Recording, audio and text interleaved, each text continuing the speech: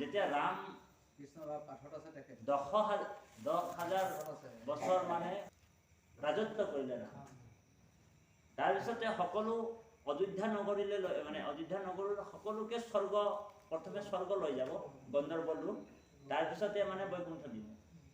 তো প্ৰথমে মানে ৰামে কৈছে যে মোৰ কাম কৰিলে বহুতে, সীতাকো উদ্ধাৰ কৰি আনিলো, এতিয়া বৈকুণ্ঠ কোনে কোনে যাব কথাটো জনাব লাগে, কাৰণ মোৰ সময় হ'ল, মই অৱতাৰটো শেষ কৰিম। বোলে বৈকুণ্ঠত কোন কোন যাব এই কথাটো মানে ডিক্লাৰ কৰি দিয়া হ'ল। ভকতসকলৰ ওচৰত যোৱা, সুধিবা। তো লক্ষ্মণক দায়িত্ব দিলে।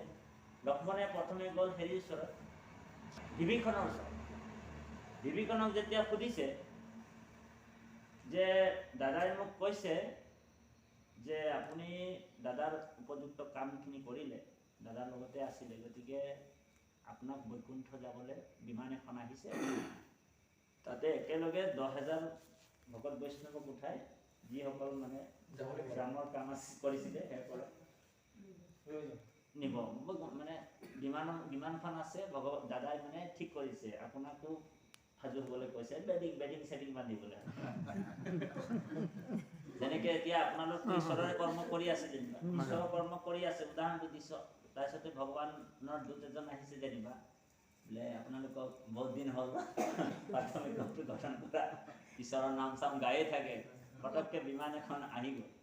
আহি যোৱাৰ লগে লগে আৰু ক'ব আৰু যে হেৰি নহয়, আপোনাৰ কোনে কোনে বৈকুণ্ঠ যাব, কাৰণ বৈকুণ্ঠৰ কাৰণে চবে কীৰ্তন কৰি আছো আমি, মুক্তি হ'বৰ কাৰণে। তো বোলে বিমানখন আহি গ'ল, বোলে কোনে কোনে যাব বোলে প্ৰস্তুত হৈ যাব লাগিব। আৰু যদি এটা আদৰণি জনাই, আপোনালোকৰ কোন কোন যাব বাৰু? এজনে ক'ব বোলে মোৰ বোলে নাতি এটা হৈছে, মই অলপ নাতি খেলাৰ আনন্দটো লৈ লওঁ, হয় নে বাৰু? এইটোৱে বুলি কৈছে, তাৰমানে এইজনেৰে তাৰমানে বৈকুণ্ঠৰ সুখটো ইয়াতে লৈ লোৱাই ভাল। এজনে এইটো প্ৰব্লেম দেখাব, ইজনে এইটো। তাৰপিছত বিভীষণৰ ওচৰত যেতিয়া প্ৰস্তাৱটো ৰাখিলে, বিভীষণে ক'লে যে মোৰ বোলে অভিষেকটো এই কেইদিনত কৰিছো, বোলে দাদাৰ ৰাজপাটটো মই পাইছো, অকণমান ভোগ কৰিবলৈ ইচ্ছা এটা আছে, মোৰ বোলে অকণমান কামনা এটা আছে। ভগৱানক কৈছে বোলে মই অলপ যাব নোৱাৰিম, বোলে দাদাক কৈ দিবা। তেতিয়া লক্ষ্মণ গৈ ৰামৰ আগত কৈছে যে প্ৰভু দাদা, এটা কথা হ'ল, বিভীষণটো নাযাওঁ বুলি ক'লে। হয় নেকি? বোলে তাক 33,000 বছৰ ভোগ কৰিবলৈ মই হেৰি দি দিলোঁ, কাৰণ ৰাম ৰাজ্যটোৰ পৰা 12,96,000, 33,000 তাৰ কাৰণে দি দিলোঁ বোলে অফাৰ। আৰু যেতিয়াই মন যাব তেতিয়াই সি বৈকুণ্ঠ যাব পাৰিব, তাৰ কাৰণে পুৰা অফাৰ। তাৰ বিভীষণ গ'ল, তাৰপিছত হেৰিৰ ওচৰত গ'ল, ডিভিদ বান্দৰৰ ওচৰত গ'ল। ডিভিদ বান্দৰ মানে ৰামৰ কাম, যোনে ৰামৰ কাম কৰিছে, ডিভিদ ৰামৰ কাম কৰিছিলে। তো ডিভিদ বান্দৰ মানে বান্দৰ সেনাৰ সেনাপতি আছিল। তো ডিভিদ বান্দৰ কি কৰে, ই মানে ইয়াৰ মানে কামটো দিনত ৰামৰ কাম কৰে, আৰু ৰাতি হ'লে মানে লংকাৰ এজনী লংকিনীৰ লগত তেওঁৰ মানে প্ৰেম ভাল পোৱা আছিল। ডিভিদৰো এনেকুৱা স্বভাৱ আছিলে। ডিভিদৰ এনেকুৱা স্বভাৱটো হেৰি আছিলে। লক্ষ্মণে গ'ল প্ৰস্তাৱটো ৰাখিলে যে আপুনিওতো দাদাৰ কাম কৰিছে, যথেষ্ট কষ্ট কৰিছে,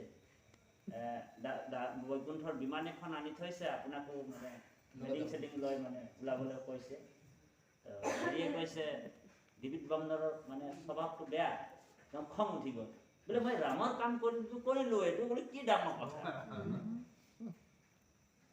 বোলে দাদাক কৈ দিবি যা, মই নাজানো, যা খেদিছে মানে লক্ষ্মণ। খং উঠি গ'ল। খং উঠি যোৱাৰ কাৰণে বোলে এই বান্দৰটো বোলে সিয়ে মাৰি পেলাও, খংটো উঠি গ'ল। বলভদ্ৰ অৱতাৰ, বলভদ্ৰই হৈছে লক্ষ্মণ। এই কাৰণে মানে ইয়াৰ খং উঠি গ'ল। ই গৈ কিনি দাদাক কৈছে বোলে হেৰি নহয় হেৰি প্ৰভু, বোলে এই বান্দৰটো বোলে নাযাওঁ বুলি উল্টা পুল্টা আপোনাক বোলে গালিহে দিছে। হয় নেকি? বোলে ৰামৰতো স্বভাৱটো পুৰুষোত্তম, মৰ্যাদা পুৰুষোত্তম বুলি কয়। ৰামৰ স্বভাৱৰ নিচিনা, কৃষ্ণৰ নিচিনা ৰামৰ স্বভাৱ নহয় আকৌ দেই। কৃষ্ণৰকে বহুত ওপৰৰ স্বভাৱ ৰামৰ আছিল। কৃষ্ণ অকণমান টেৰা বেকা, কিন্তু ৰাম একদম ষ্টেট।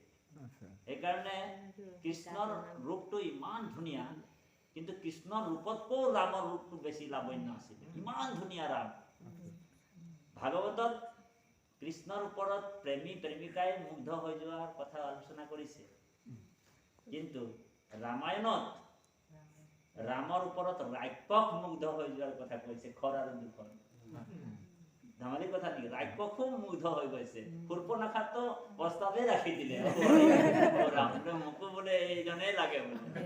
ৰাক্ষসনি লাগে তেওঁৰ ওপৰত মুগ্ধ। আৰু কৃষ্ণৰ ওচৰততো প্ৰেম ভালপোৱা এইটোতো স্বভাৱে আছে, ডেকা ল'ৰা ডেকা ছোৱালীৰ কথা। গতিকে এতিয়া যেতিয়া প্ৰস্তাৱটো ৰাখিলে, ডিবিত বান্দৰে মানে কি কৰিলে, আপোনাৰ প্ৰস্তাৱ হেৰি দি দিলে, গালি চালি পাৰি দিলে। লক্ষ্মণৰ বৰ খং উঠি গ'ল। দাদাক কৈছে যে ইটো এনেকুৱা কৰিলে, বোলে ঠিক আছে, বোলে এটা কাম কৰা হওক, ইয়াক বোলে মই দাপৰ যুগতে হেৰি কৰিম। আৰু এই যে খংটো উঠিলে ইয়াৰ মাৰিম বুলি যে বাক্যটো দি দিলে, সেইকাৰণে লক্ষ্মণে মাৰিলে তাক লাষ্টত। তাৰমানে ডিবিদৰৰ পৰা কোনে মাৰিলে? বলৰামে মাৰিলে। হৰি সেইকাৰণে গীতাত কৈছে ধৰ্মম ভজন্তে তাচ তথৈব ভজামহি। যোনে যোনেকৈ মোক ভজনা কৰিব তেনেকুৱা মই তাক অনুগ্ৰহ কৰিম। যোনে যেনেকৈ কামনা লয়, কামনা পূৰ্বতো যদি কৃষ্ণক অভজন্ত, তথাপিতো কামনা তাৰ কৃষ্ণ কৰন্ত পূৰণ। কামনা পূৰ্বকো কোনোবা হয়, কিন্তু কৃষ্ণৰ বাহিৰে অন্য দেৱ দেৱীক পূজা নকৰিব লাগে। কামনা আছে বুলিয়ে আপুনি আৰু সিদ্ধিৰ দেৱতা বোলে গণেশক পূজা কৰোঁ, বচনে কেৱলে মাত্ৰ হৰিত শৰণলৈ বোলে কিয় নাই দেখছে বোলে শিৱ পূজা আছে, কোনো এক ঘটি পানী ঢালি একদম সহজ সৰল ভাৱে আপোনালোকৰ আগত কৈছো। এক কৃষ্ণদেৱ কৰি উপহে, এক কৃষ্ণদেৱ, আমি অকল কৃষ্ণকে ভজিব লাগে। এইটো উত্তম ভক্তি।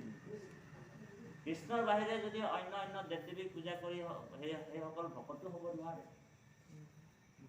আমি বোলে এইফালে শৰণ ললো আৰু ভজন ললো আৰু বোলে কোনো নাই দেখা বুলি কিনি হৰি এনেকুৱা নহয়, একমাত্ৰ কৃষ্ণ। তো ডিবিদৰ কথাটো তেনেকুৱা গুচি গ'ল। আহি গ'ল জম্বুবানৰ ওচৰত প্ৰস্তাৱটো ৰাখি।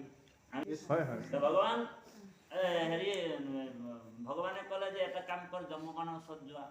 জম্বুবানটো এটা ভালুক, জম্বুবান এটা ভালুক আৰু ভালুকৰ জীয়ৰী জম্বুবানৰ কৃষ্ণই জাম্বুৱতীক বিয়া পাতিছে, অষ্টম মহিষী।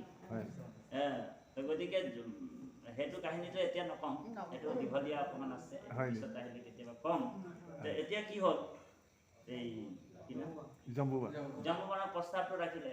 জম্বুবান ক'লে যে মোৰ অলপ ইচ্ছাটো নাই, বোলে বিমানখনত মই উঠিব নাযাওঁ। বোলে কেলে? বৈকুণ্ঠ নাযায় বোলে, বৈকুণ্ঠ নাযাওঁ, মোৰ এটা কামনা থাকিব। বোলে কি কামনা তোমাৰ থাকিলে? বোলে কামনা এইটোৱেই, যেতিয়া ৰামায়ণৰ যুদ্ধ হৈ আছিলে ৰাম ৰাৱণৰ, তেতিয়া বোলে চবেই যুদ্ধ লাগি আছিলে, মই থিয় হৈ চাই আছিলো যুদ্ধটো ভাল। বোলে মইনো কাৰ লগত যুদ্ধ কৰোঁ, কাৰণ মোৰ লগত বৰাবৰ যুদ্ধ কৰা মানুহ এজনো নাছিল। সেইকাৰণে মই থিয় হৈ আছো আৰু গোটেই ৰামায়ণ যুদ্ধ শেষ হৈ গ'ল আৰু মই মনে মনে বহি থাকিব। যুদ্ধ লগা সমপক্ষ মোৰ নাই। আৰু যদিও আছিলে বোলে মোৰ দুজন আছিলে সমপক্ষ, এটা হৈছে ৰাম আৰু এটা হৈছে মোৰ প্ৰভু ৰাম আৰু এটা হৈছে ৰাৱণ। আৰু যদি ৰাৱণক মই মাৰি দিলোহেঁতেন তেনেহ'লে মোৰ প্ৰভুৰ কীৰ্তিটো নাথাকিলেহেঁতেন। যদি ৰাৱণক যদি মই বধ কৰি দিলোহেঁতেন তেনেহ'লে মোৰ প্ৰভুৰ কীৰ্তিটো নাথাকিলেহেঁতেন। আৰু ৰামৰ লগত, মোৰ প্ৰভু ৰামৰ লগত মই কেনেকৈ যুদ্ধ কৰিব? তেওঁতো মোৰ স্বামী হয়। সেইকাৰণে মোৰ কামনা এটা থাকি গ'ল। ভগৱানক হেৰিয়ে গৈ কিনি, লক্ষ্মণে গৈ কিনি ৰামক লগাই দিলে। এনেকুৱা বোলে তেওঁৰ বোলে কামনা এটা থাকি গ'ল। প্ৰভু বোলে এটা কাম কৰক, মই বোলে আকৌ অৱতাৰ হ'ব লাগিব তেওঁলোকৰ কাৰণে, কৃষ্ণ অৱতাৰ। কৃষ্ণ অৱতাৰ হৈ বোলে তাক বোলে আগে নিচিনিলো এবেহে জানিলো, আগে নিচিনিলো এবেহে জানিলো, এতিয়াহে চিনি পাইছো প্ৰভু, মোৰ সেই প্ৰভু। 28 দিন যুদ্ধ লাগিছে, 28 তত্ত্ব আছে, এইখিনি পিছত কেতিয়াবা চৰ্চা হ'ব। তাৰপিছতে আহি গ'ল হেৰিৰ ওচৰত, হনুমান ওচৰত। হনুমান মহাভকত, একান্ত ভকত, তেওঁ চিৰঞ্জীৱী। 7জন চিৰঞ্জীৱী হৈ আছে এতিয়া। অশ্বত্থামা, হনুমান, তাৰপিছত জাম্বৱন্ত, এনেকুৱা। তাৰপিছতে এনেকুৱা চিৰঞ্জীৱী আছে। তাৰ ভিতৰত হনুমান আছে। হনুমান গন্ধ মাদন পৰ্বতৰ ওচৰত বহি ৰাম ৰাম কৈ আছে। লক্ষ্মণ গ'ল, সেৱা কৰিলে ভকতক। হনুমানৰ নিচিনা ভকত নাই দেই বাপ। অন্য কাহিনী বহুত আছিলে, আজি সময় নোহোৱাৰ কাৰণে ক'ব নোৱাৰি। তাৰপিছতে গৈ প্ৰস্তাৱ ৰাখিছে যে হেৰি নহয়, বোলে দাদাই এটা আজ্ঞা দিছে যে বিমান আহি গ'ল, বৈকুণ্ঠৰ পৰা বিমান আহি গ'ল, চবকে ৰেডি হৈ বোলে যাবলৈ কৈছে, আপোনাকো মানে প্ৰস্তাৱটো ৰাখিছোঁ, কাৰণ আপোনাৰ বাহিৰেতো আমি বোলে ছাকচেছ নহ'লোহেঁতেন, গতিকে গোটেই কাহিনীৰ মূল হেৰিটো আপুনিয়ে, গতিকে আপুনি প্ৰস্তাৱটো প্ৰথমে ৰাখিব লাগিছিলে, যদিও মোৰ অলপ পলম হ'ল, গতিকে প্ৰভু আপোনাক নিবলৈ আহিছোঁ। এতিয়া ভগৱান এই হনুমানে কৈছে বোলে এটা কথা নহয়, ব'লা দাদা ওচৰত গ'ল। হনুমানক লৈ লক্ষ্মণ আহিলে, ৰামক প্ৰণাম কৰিলে চৰণ চুই, কৈছে প্ৰভু বোলে মোক তেনেকুৱা প্ৰস্তাৱ দিছে আপুনি, বোলে হয়, বোলে বিমানখন আছে হনুমান মহাভকত, তুমিও যাব লাগিব তালৈ বৈকুণ্ঠ। তো ভগৱানক সুধিছে ৰামে হনুমানে প্ৰশ্ন এটা কৰিলে ৰামক যে প্ৰভু বোলে তোমাৰ বৈকুণ্ঠত কি আছে? হেৰিয়ে কৈছে, ৰামে কৈছে বোলে বৈকুণ্ঠত কি আছে, তোমাৰ চতুৰ্ভুজ ৰূপ হৈ যাব আৰু তুমি সদায় নাম কৃষ্ণ ৰাম কৃষ্ণ গাই থাকিব, বোলে তাত আনন্দ আছে, অকল তাত ভোগ পিয়াস এইবোৰ মায়া ছায়া পুত্ৰ পৰিবাৰ এইবোৰ ঝঞ্ঝট একো নাই, অকল নামকে গাই থাকিব পাৰিব আৰু মই মাজত বহি থাকো আৰু দেই। কাৰণ সেই হিংসা মানে জীৱাত্মা আৰু পৰমাত্মা, ব্ৰহ্মৰ চিত্ৰটোত অকল ব্ৰহ্মই বহিব পাৰে, জীৱ বহিব নোৱাৰে।